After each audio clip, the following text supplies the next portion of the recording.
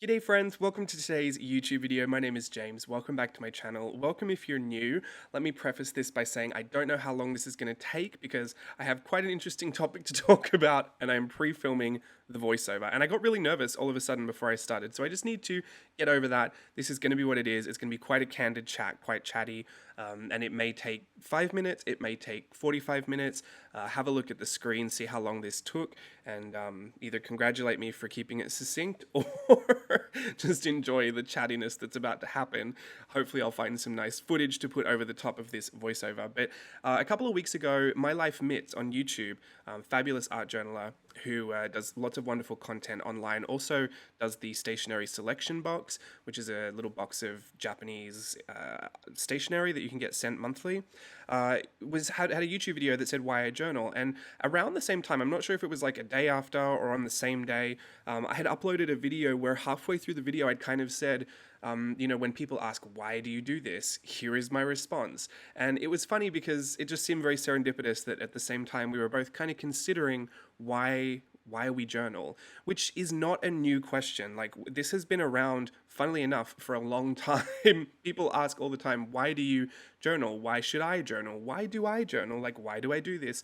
And I think also some of the more kind of, I'm not going to say upsetting, but some of the questions that people ask me that kind of strike at my chords a little bit is when people say, what should I tell my family when they ask me why I'm doing this? As if they need some kind of proof that they should be allowed to do it, or that there should be a reason for them to be doing what they're doing. When in reality, there's lots of things in life where we just don't really have much of a reason other than I just want to and I just like it.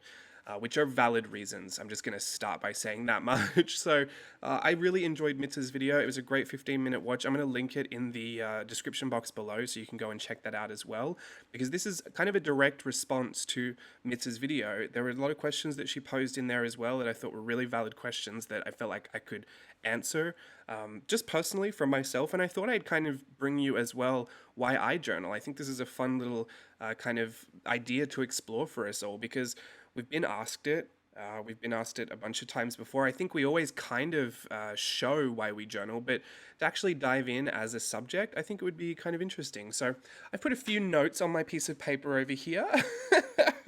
The first thing that I noticed that really resonated with me when Mitz said that she journals to escape reality a bit. That is really interesting because I almost found that was the kind of catalyst for me to start art journaling as well, was a bit of escapism.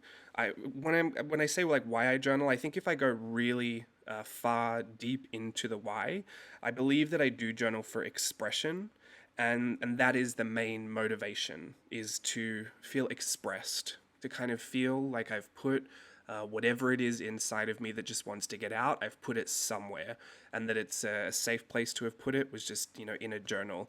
But that always comes because, that came about because I've always enjoyed artistic expression. Like, throughout my life, I was a dancer, and I've enjoyed that artistic expression. It feels good to move your body through all that music and kind of, tell a narrative or express emotions that you have that maybe you don't have to express, about your own story, but you can use that emotion to fuel how you act through a certain piece. I've always enjoyed that kind of expression, and for a long, long time, as a dancer, I always felt like I got to express that out on stage. Here's where everything kind of shifted, though. I'll get to that in a second. But I've always loved to draw. I love to paint, collage, make anything. Give me a pipe cleaner and I'll make something. I always really loved that. And I was told from a really young age that it was important to express yourself creatively, and that that's the way that God made you, and that you weren't given the gifts and talents that you have to not use them. In fact, it was very pleasing as a man of faith. I was always told it was very pleasing to God that you would use those gifts and talents in the abundance that they had been heaped on you. So to me, that was always something that I felt very supported to do and very empowered. I was always empowered to feel creative. So I guess you could say it's not like I just found art later in life. I've always loved it in its many different expressions.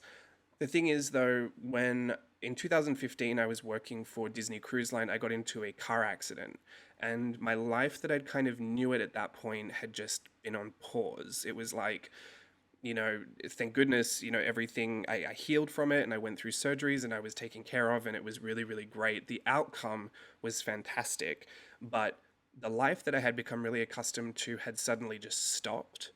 And I felt like really, really lost at that point because I'd identified a lot of myself in dance and the career that I had made for myself. I think a lot of Western people do identify a lot of themselves in careers.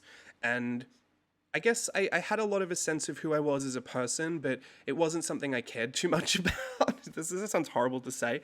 I don't know. I wasn't really looking into self development. I was also in my early 20s. I didn't really think I needed to. I thought over time I would start to develop as a human and it would just happen the way it happened and it would be perfect and fine, which, you realize that there are some things you have to actively work on if you want them to change. So, not to go down that path, but it was a really pivotal moment at that point after that accident because I was in a lot of physical pain from the car accident and it was a lot to deal with and I was at home just on the bed all day long. Like there wasn't much I could do. We had a little wheelchair, but I lived out on a property with my family, so there wasn't really anywhere I was going. And I spent most of my days just on a daybed that my family had set up in the living room so that I could just watch television, which is not a problem. I'm good at watching television, but after a while it just becomes a little desensitizing. I mean, you just watch enough and you think, oh, really, is this everything? Like, there's got to be something else. And I love to draw, so I'm drawing and I'm, doodling about. But truth be told, and I don't think I've really shared this part of this story before because it's a little much. So here's a bit of a trigger warning. um, I was on medication that was just very, very heavy, and it kind of took over. Just like I don't feel like I was ever really living throughout the day. I feel like I was constantly in this hazy, like half existence, and I just didn't like it. I felt like I was never fully in control of what I was thinking about, or I don't know. It felt really, really terrible. So suffice to say, I took myself off that medicine with the help of the doctor and made sure that I could have painkillers that wouldn't make me feel like that. So at that period, I started to start to really experience like the pain of the accident and all the nerve damage and all of the healing that was going on in my foot and my leg. And so yeah, it became really painful. And my escapes weren't really that different. I was still kind of homebound, still a little bedbound, kind of reliant on everyone around me to do things for me. And it was a really, really hard moment for me to deal with because I'd been so used to just traveling everywhere and dancing every day and, being with guests on cruise ships and living up this holiday existence. I traveled like everywhere I wanted to travel and I was so excited to keep traveling to new places. It was so different to be suddenly out on a farm in Australia, just nothing but the sound of nature and sitting in a daybed thinking, wow, like a few weeks ago, this was not my reality. So I think out of that, ironically, I ended up on YouTube and found art journaling videos, old CHA, Creativation videos from the Ranger designers. I think around that time I'd also found Jane Davenport on YouTube. I think around that time as well, a little later than that, I found Courtney Diaz, Little Raven Inc. So familiar names in the community. And those videos, there was just a catalog of videos for me to be able to consume. And I don't know who had made the specific connection. It might have been Dina Wakley or it might have been Diane Reevely. But one of them, or maybe even Jane Davenport, someone had made the connection between art and journaling for me because I thought at first, what are all these crazy people doing? Why are they making things on tags? Why is everyone spraying everything with ink? Like I had a lot of questions. It wasn't like a natural acceptance, I would say, of art journaling and everything I saw presented to me. As someone who's always kind of drawn and done art in sketchbooks or on pieces of paper, I thought, are they just really like trying to make me believe in this art journaling thing so that I'll buy something? I'm a skeptic, I'll just be honest.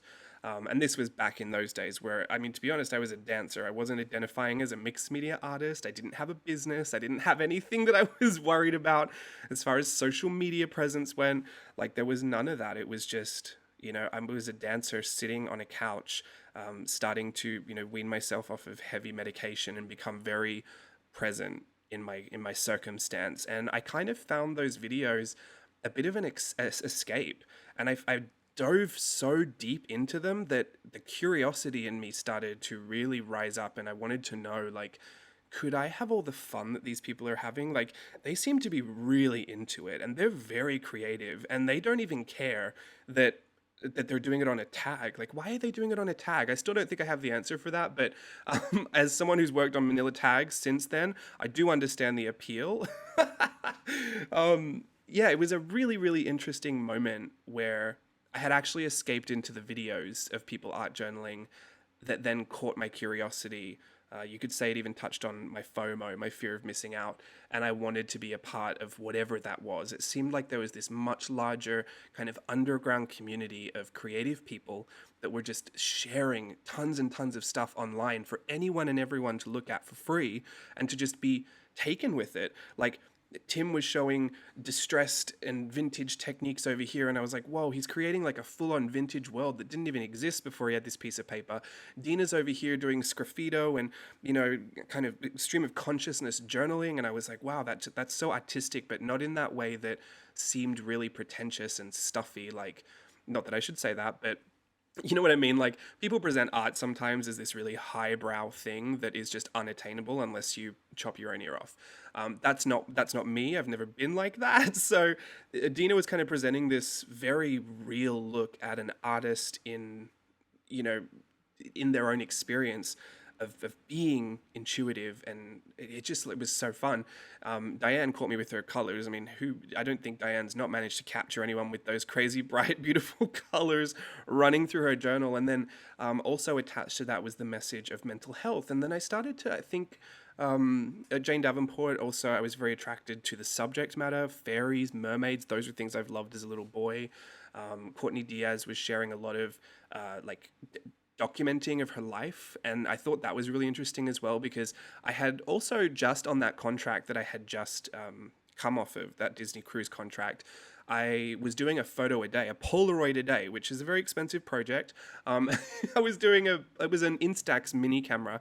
Every single day I would take a Polaroid. And so that kind of caught my eye, as far as like, well, that was kind of like what you were doing, but look, she's taking it so much further. She's putting her art into there, and she's got stories, and it's about other people as well. And it's about not only the event that happened, but it was about how she felt about the event. So that was really appealing to me.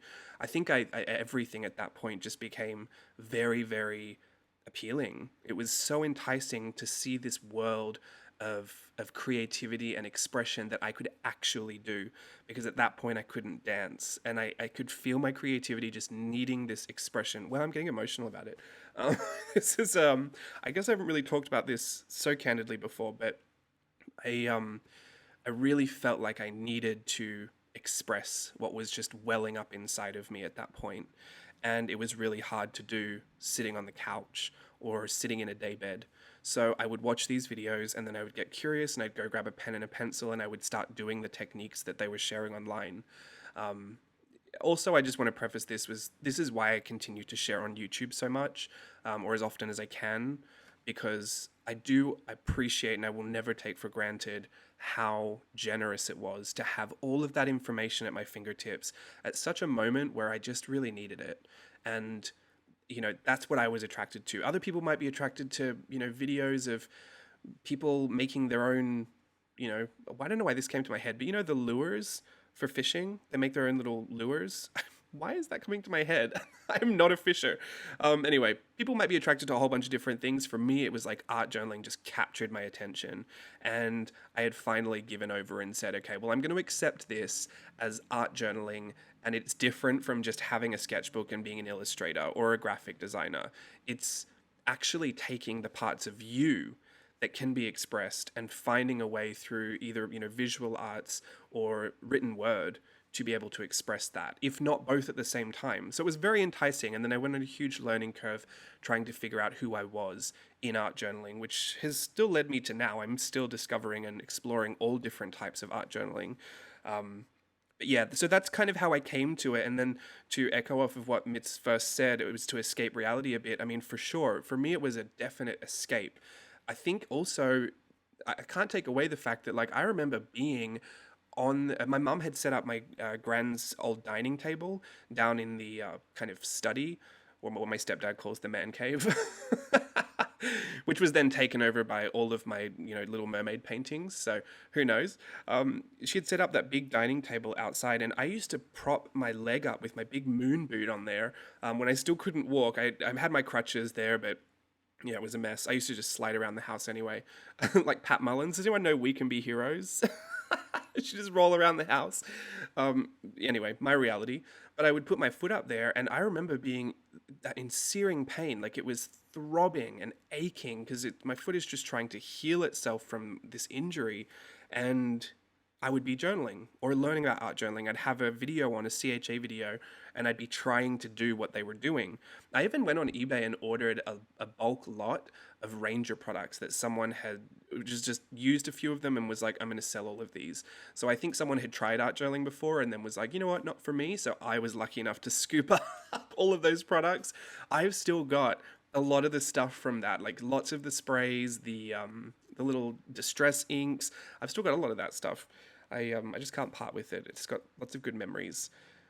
Kind of terrible memories when you put it in one context, but great memories, knowing where we are now. But it's, it was very much an escape, not only from my reality, but also from a bit of physical pain that I was in.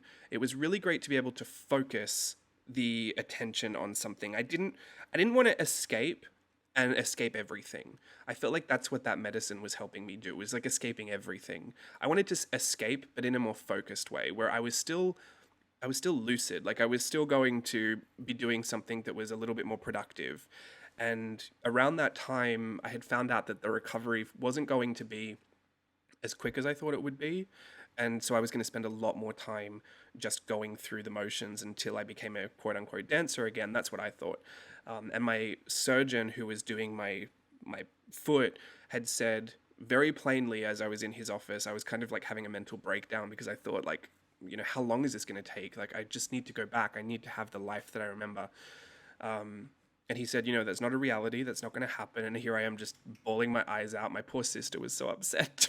I'm like grown man, just couldn't keep it together. But, it was big. It was a big emotional moment to deal with. He just plainly looked at me and just said, well, if you can't use your feet, use your hands. And it's such an Australian response just to be so brash.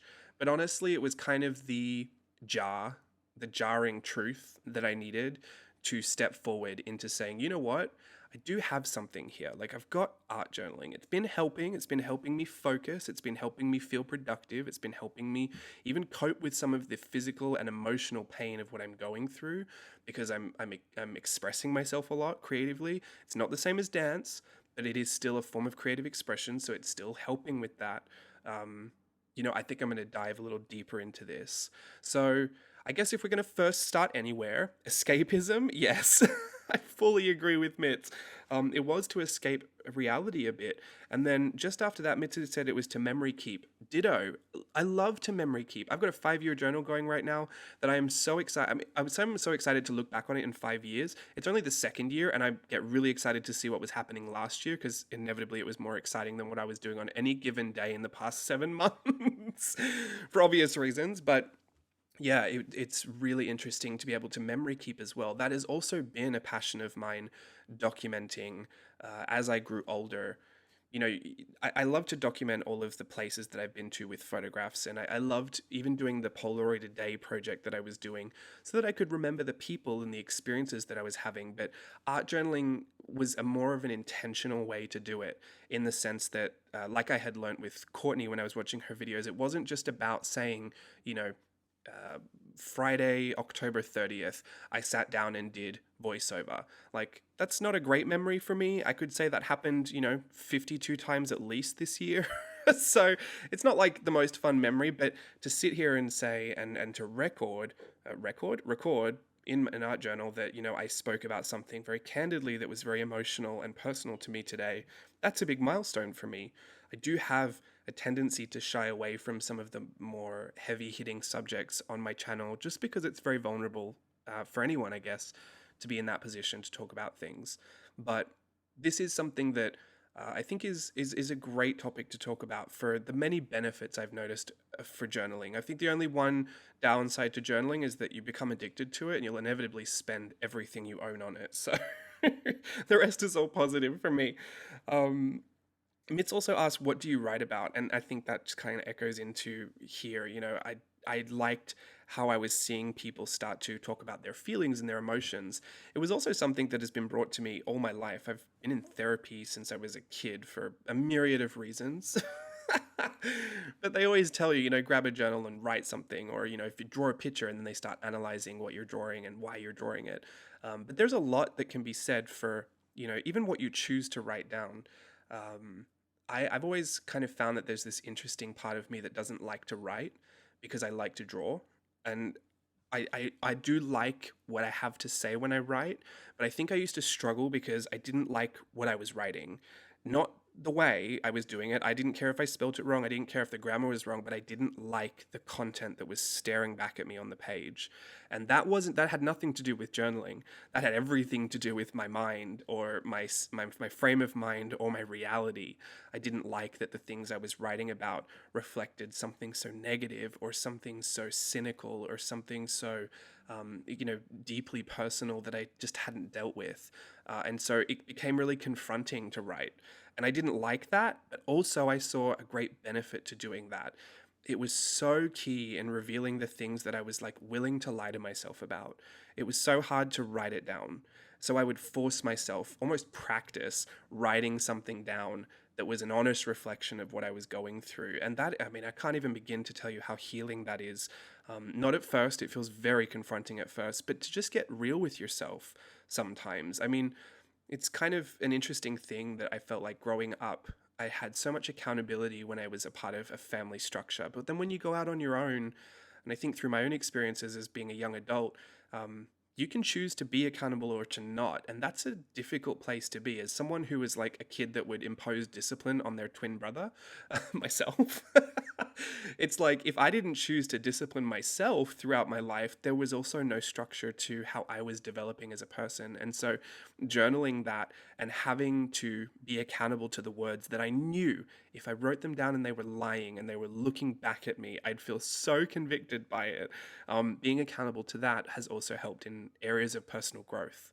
So I'm not going to say I journal because I want to be a better person, but I'm saying there are these side effects to the process. There's these added benefits that you may or may not come by, and that I had no idea were even attached to the journaling that I was doing.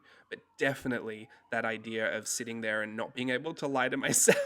It was like this weird, yeah, it was terrible. I would even try to write something and just think like, no, it's fine, because that's my view of this event. It wasn't true. I knew it wasn't true, and I felt terrible writing it. It would look back at me, and I'd think, ugh, go deal with yourself. Do you know what I mean? It was like I don't know, a weird check in my spirit. But so what do you write about? Nowadays, anything and everything. I try not to keep anything that I'm in process about visual to the public, because I have this policy where I don't invite you into anything that's ongoing as like an open wound. I would love to invite difficult conversations around scars that I have, things that have been healed, or things that I have, I've come out the other side of with a positive reinforcement, because I don't like to involve people in processes that are still very painful and that can be very triggering for people and not have a positive outlook for the end of it. So I do actually keep a lot of that secret. I mean, there's 360 degrees of a human being here, and I think you're really only seeing probably 90 degrees of me. For the very real reason that, I'm still a human even when you turn this video off, and there's got to be something that I protect about my own journey through this, even when I do share so publicly. So, the things that I write about, it is anything and everything, but you won't always see that. The things that I think I keep open to the public are, kind of my thoughts on certain successes or certain failures that I've had throughout business. I like to talk about the things that go on. If there's something interesting that happened in a day, like I've passed a certain milestone, it is very important for me to document milestones, because being your own boss, like no one throws you a party for that. You have to throw the party for yourself. So I do try to keep a track of successes. I write about things I'm grateful for, and I also process a lot of things that I struggle with in writing as well. I process some very heavy things secretly, like privately. I shouldn't say secretly, it's definitely private. It's not a secret to the people around me, but it is private. And I process things just very regularly, the very human things that we go through, just for any reason. I mean, just to get it out. It's expression, right? I think I'm always going to come back to a journal for expression and all of the different ways that it can be beneficial for my growth. So I think I saw it in Mitz's video as well, that she didn't want to put work and personal together. And I thought that was interesting because I know Mitz does work in this space, like with stationery. And I guess, I mean, and also content creation for journaling. So it was funny to me because I was thinking, oh, Mitz, I can't keep them separate. I have to put them together. Like, I work in journaling, so how could I separate them? But then I thought, well, Mitz does as well. So yeah, I thought that was interesting that I have no aversion to writing about it, but I do understand that that would be something Mitz doesn't want to mix into that personal that personal journaling, and also the differences that we have, her journaling a young family and myself journaling in a different, even in different parts of the world and different family structures, why certain things would be important to separate. But I think that's an interesting thing to look at as well, is that, just because we're all doing journaling or art journaling or some kind of form of it doesn't mean we'll do it all the same way, or that our decisions will all reflect the same intention. And so I find it really fascinating to find people that are very different to me and to see the ways that they journal that are so different, because there might be something there that I could learn from. And there is definitely a lot that I've learned from watching different people over the years, specifically about finding what is the most appropriate for you. Because there's no real right or wrong way to do it, but there's definitely a right or wrong way to do it for you. And you generally know that because you feel terrible after you've done it the wrong way. Maybe not even terrible, but you're always questioning it if it's kind of wrong. But there's definitely a right way to do it. I think that's half the fun, is trying to find that way for you as well. All the different avenues you go down, the different paths you explore to find out what your true journaling style is. And then as soon as you get there, you get bored of it and you try something else. I like the exploration. But yeah, I thought that was interesting that Mitz puts that separate. And she'd also mentioned that she has a bad memory. I can relate. Obviously, I've never forgotten an argument that I've had with Steve.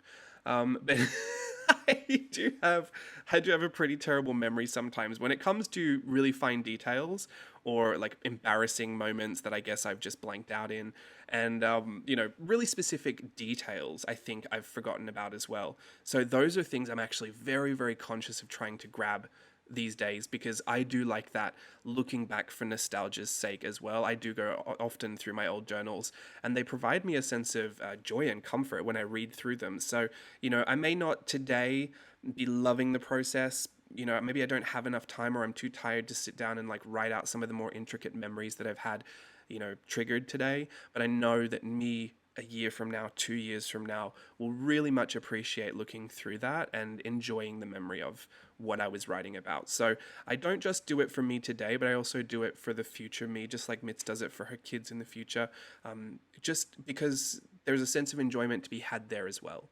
And I think that's important. I always like to grab joy wherever I can get it, and I don't take for granted that a lot of my journals bring me a lot of joy. Travel journals especially, my goodness. Travel journals this past 7 months. I'm gonna have to need to make a new one for my Japan travel journal, because it's just, if I don't take that thing off every other week, I don't know. It's just, again, I guess escapism is what that is, but expression, yeah.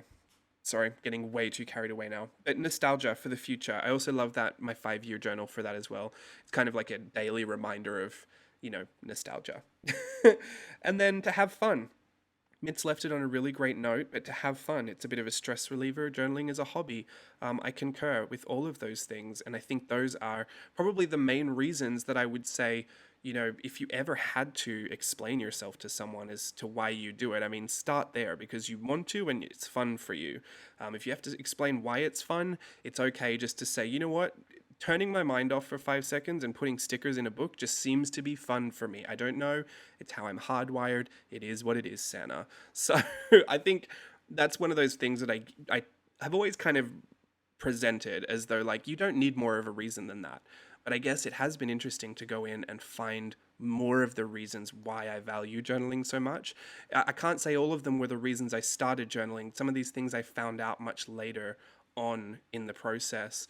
Um, but yeah, why I journal, again, like Mitch said, to have fun. I think a lot of us start there because it seems to be fun. The act of picking up the supplies and using them, the smell of pencils like fresh out of the box, like stickers that just seem to bring a page together, and just that act of, that challenging act of finding where the negative space is to place your stickers so perfectly to achieve balance and harmony. Those things are actually, scientifically pleasing to us to be able to solve puzzles. Journaling, half finished journaling, can sometimes appear to me as a puzzle. And it's just enough of a challenge where I can feel stimulated by trying to solve it, but it's not too much that I feel challenged. And I saw another video on a TED talk about flow and creativity. And I think that's where that sits as well. And that's why things like sticking stickers in or just collaging random bits of page together are so flow inducing, because they're slightly puzzle play challenging, but not as challenging as like trying to learn the anatomy of drawing a hand, left-handed if you're right-handed. It's not a super difficult challenge, but there is a slight challenge to it. And it's something that you can feel accomplished about once you've finished. I also don't take for granted that there is a sense of accomplishment, and I think that's why I ended up doing not just journaling, but like the challenge of creating journaling content. Because truth be told, I was never really looking to start a YouTube channel or even to flesh this all out as a business. I thought I was going to go back to dancing as soon as I moved to the States, and that's just not been the door that opened for me. These were all the doors that opened to me, and this is where it led to. And I think it's been a really, I guess, even eye-opening experience for me, sorry, to have this voiceover and talk to you about the process of where I started, what I was learning along the way, and where I'm at now. I know there are still things to be learned, and I think one of the biggest things that I learned this year that I'll also add to the why, and that I know that Mitz enjoys as well, is the community of journaling. Um, I come across a lot of stories, a lot of personal stories of people that obviously I wouldn't share, but that people are really, really generous to share with me. And at first, it was very tempting for me on social media to believe that everyone was just no one behind a screen, that somehow all of these words and these comments and these likes and dislikes just popped up out of nowhere and they would go to nowhere, which is a healthy thing to, think about if you become too addicted to all of that. But to me, I kind of dismissed that there were real people behind the screen. And that was something I had to learn through painful experience, that even though you may never have met someone, and even though you seemingly have a connection online, it can all turn quite sour quite quickly.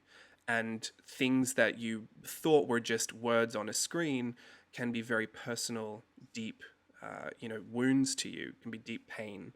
And so I think I learned very quickly that you have the opportunity here to make community with others, but to also be the reason someone else is upset today. You could also, and I'm not trying to get into this talk as well, because it's not why I started journaling, but, you know, community is a big part of that, and why I continue to journal. There's a lot of reason why I started, but there's also a lot of reason why I continue.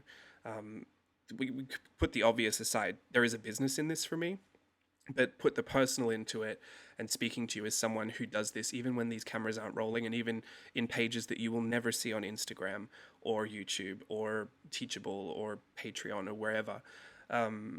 There's a community here, and these are people that I relied on when I was alone on the couch watching television, trying to heal through the physical pain of a car accident and the emotional pain of a life that I had just lost. An existence that I understood. I'm not trying to make that sound as dramatic as I just did, but I can't help myself.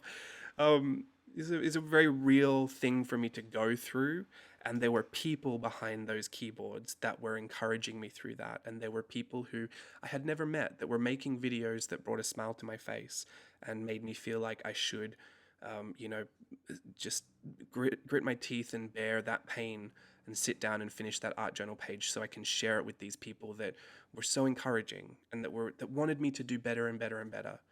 And that community is very, very, very special to me, and something that I have worked actively to cultivate throughout this experience, to offer the same level of acceptance and encouragement that I was so graciously given by complete strangers on the internet back in 2015. And if I could say the one thing that would probably keep me going, that I know I have actually relied upon to keep me going when a lot of the times I have just thought, you know what, I'd throw it all away tomorrow if I could, was the community that I found doing art journaling. Um, some people have come into that community, have gone. Some people have created their own communities that are more specially focused on certain things. I also like random side thought, but it is also a little weird for me to be in this community because I actually thought this was a community that would shun me from the beginning, um, because even I thought I wasn't going to commit to this for a long time. I was like, once I'm a dancer again, I'm going to go. And also, like, being a male in this industry is like, we know there are a few, but I don't think it's a very male dominated industry. It's very female centric. And I thought that I wouldn't be able to fit in. And a lot of what I was seeing people journaling about were very female specific issues, or even just like the motherhood, and even products that were sold were also very targeted towards women. I thought, like, I don't even think I'm allowed to be here. And then even then, like, yeah, I mean, we could go down that rabbit hole, but it was such a shock to me that I found such a community in art journaling, and that I found such support, and that when I realized everyone behind those computer keyboards and computer screens, and the comments and likes were real people, and sometimes they would express, really exciting things with me, and sometimes they'd express really terrible things with me, I just realized that everything I thought I had lost in dance and the life that I had lived before, I found in a new way through art journaling. And I'm very, very appreciative of that. I have a way to express myself creatively, and I have a community to share it with. And it has taken me to places that I could never have imagined being, or, sitting in. Much like it used to be travel, now I can't believe I'm actually sitting here in front of, this beautiful iMac that I never imagined having as a kid, and like this beautiful microphone that costs a fortune. Like it, these are incredible things when you stop to think about it. And yeah, I think why I art journal is all of those things. Um, and a lot of a lot of the reasons are just so much more simple. But when you pick apart all the individual pieces, I think it starts to become more clear why I feel like I could never stop art journaling at this point. There's too much of a benefit to it for me. If I just need to escape for a little bit, but escape in a focused way, in a healthy way, it's there. If I need to express myself creatively, or express an emotion that just needs a place to live, that's a healthy way for me to express it, better into a piece of paper that I scribble all over something than if I'm expressing that to a human being in some fit of rage. It's a great tool. It's been a great tool for my own growth, my personal growth, to sit there and face the facts about me staring back at me from the page. It's been a great way to have community when I felt like I was always alone. Even now, I still sometimes have to remember, like remind myself when I am sitting by myself, that it only ever takes me, the press of a button to go Instagram live and find a whole bunch of you just sitting there waiting to have a great time. And yeah, all of those things. Thank you so much, Mitz, if you're watching, for posing those questions to us, and for bringing up that subject that I think is really, really, um, it's really good for us to be able to sit down and take stock of something that we all find so much importance in, and I guess pick it apart a little bit, and just feel even more confident to know that we art journal because we do, and because there's a purpose to it, and all those reasons are valid for us, and we can share them with others if we would like to, and if we don't need to, we can just keep going about our day, doing our art journaling, sticking in our photos, and putting our stickers everywhere, and painting a page just because we can, and swatching out 600 new watercolors that we think we're going to use next week but probably won't touch for 2 months. We're all a very special kind of people, aren't we? I just love it. I couldn't imagine myself doing anything else at this point. I hope to one day obviously return to dancing, but I know that in whatever capacity that is, there'll be an art journal right alongside to capture every moment, every experience, every emotion, and every part of my personal growth throughout that. So I want to thank you for sitting with me. I thought this would be a 10-minute video, but 40 minutes later, I see I'm still talking, so I'm going to wrap that up. If you'd like to also tag along, thank Mitz for kind of bringing this question to us, and be sure to answer why you art journal in the comments below or in a response video. Thank you again for watching. Until next time, I'll see you then. Bye.